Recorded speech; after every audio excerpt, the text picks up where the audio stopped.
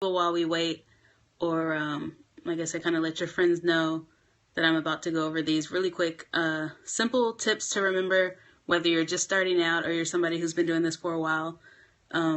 Just some things to keep in mind, hopefully help you guys out, help you stay on track, whether you're doing this as a lifestyle or you're trying to get ready for a show or whatever that might be.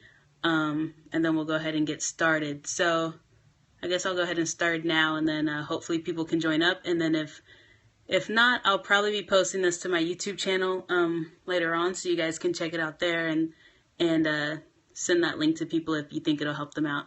So like I said, I just wanted to go over some tips that'll help you guys out for those of you who are new to the fitness lifestyle or you've been doing it for a while. One of the main things that all of us have an issue with, regardless of how long you've been doing this, is staying on your meal plan or sticking to it long enough to actually see results. So, I get questions all the time about, what does your diet look like right now? Or what are the best supplements to take? Or what are some ab shredding workouts? And the truth of the matter, or the fact of the matter is, guys, if your diet isn't 100% on point, and I know that's so cliche to say, but if your diet isn't on point, then your results aren't going to come the way that you want them to. They're not going to come as quickly as you want them to. You're going to have to work super hard in the gym. Those supplements aren't going to do their job. You're going to be doing hours of cardio. So if you can remember these tips, like I said, if you're starting out, or if you're, whether you're starting out or if you've been doing it for a while, such as myself, then just keep these in mind, and hopefully you guys will be able to stick to whatever it is that you're trying to do. Okay, so one of the first tips is for those of you who are just now starting out with meal prep. I know it's the beginning of the year and you're trying to stick to your resolution. Calculate how much of each item that you're going to need for that meal plan that you're doing for that week or however long you're doing it. So for instance, if your meal plan says, you're going to eat 4 ounces of ground turkey or whatever, and you got to eat this meal once a day for 6 days or 7 days or whatever, then you got to think, okay, well, that's going to cook down, and I need to make sure that I buy enough so that I have it prepped for the entire week. So that might be 2 pounds, but just keep that in mind, so that a lot of times what happened with me when I first started out is that I would just buy 1 pound of ground turkey or ground beef or whatever, and then by Wednesday I'm out. So just make sure that you have enough of each item so that there's no excuses in the middle of the week. You're not running out of food on Thursday or Friday when you just have a couple days left, until you get your cheat meal or whatever. Just make sure that you're measuring it out and that you have everything that you need. Okay. The second step, again, for those of you who are just starting out, is don't get discouraged by how long it's going to take you to prep your meals at first.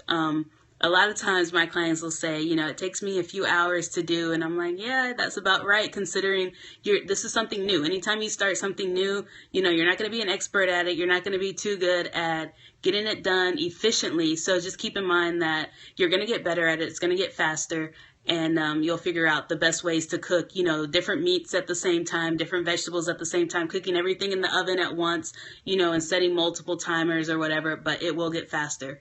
One of my main tips, the next one that I really employ, is make it enjoyable. I'm sure you guys have seen, especially if you know me in person, I talk a lot about the different meals that I make daily. My meal might say 6 ounces of ground beef and 6 ounces of veggies or something. And, I might do like stuffed bell peppers or something. So, make sure that you make it enjoyable. Look up different recipes, try new things. I did chicken and waffles the other day with grilled chicken and a protein waffle. Just look up healthier versions of your favorite meals, like spaghetti, anything like that, and just try new things. Look at all these fitness accounts that have all these recipes and things like that. It doesn't have to be grilled chicken and then broccoli. That's super boring. You're not going to be able to sustain that. You're going to get tired of it. You're going to fall off of your plan. So make it foods that you like to eat and things that taste good. It doesn't have to be bland. My next tip is for those of you who are like me, who like to snack.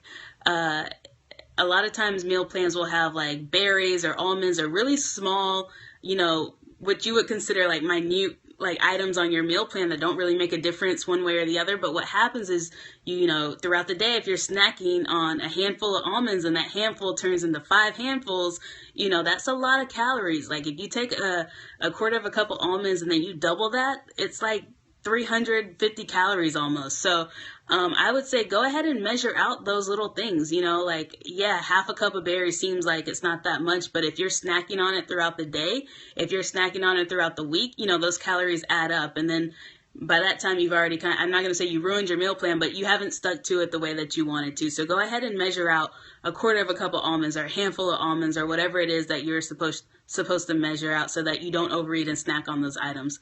And the last one is probably one that I know most of my clients deal with, and that's the guilt that they feel if they don't stick to a meal plan the way that they wanted to. So I'm just going to say that don't feel guilty. Like, we're all human. You're a grown ass man or woman, whatever you are, and you're going to slip up, you know, but you can't let that bring you down. You can't be like, oh my God, I can't believe I did that. You know, the same way that I don't like for my clients to reward themselves with food, I don't want you to feel guilty because you had something that you weren't supposed to have or that wasn't on your plan. Not saying that every day you should have a slip up or two, but I mean, if it happens, it happens, and it's going to happen, and you're just going to have to deal with it and move on, you know. Maybe kind of give yourself one of those, you know how warehouses will have like a little sign that says this many days since our last accident or incident or whatever. Maybe have one of those for yourself and say, you know, I've gone 10 days without a slip up on my meal plan, you know, and just try to do better every time. But it's probably going to happen, especially if you've been doing it for a while, especially if you're starting out, we all slip up. So don't feel guilty about those slip ups. They happen. What's up, Gilbert? So those are a few of the tips that I had for you guys just to keep in mind. Like I said, I'll just go over them real quick. So you make sure that you calculate out the food that you have for the entire week or however long you're going to prep those meals for. So if you're going to prep for a week, make sure you have enough protein or veggies or whatever it is for that full week so that you're not having to try to schedule time to go to the grocery store in the middle of the week, you know, because there's never going to be time. Regardless of what your job is, you're just not going to feel like doing it and then preparing it again. Don't get discouraged by how long it's going to take you to prep these meals right off the bat. You know, like I said, you're going to get faster at it. The same way that you got faster at getting through workouts or routines that you do in the gym. Make it enjoyable. Look up some healthy recipes and healthier recipes to like some of your favorite foods. And just make sure you enjoy eating that food. If you're trying to choke it down every day, it's not going to last. You're not going to be able to maintain that lifestyle. And this is a lifestyle. This isn't a diet. It's not a fad diet. Go ahead and measure out those smaller items that you might want to snack on. Just so to kind of avoid, you know, snacking on them and binging on them. And again, the last one is don't feel guilty about the slip ups. They're going to happen and you're just going to have to deal with it the same way they happen in every other area of life. Just keep that in mind and, you know, just keep plugging it out.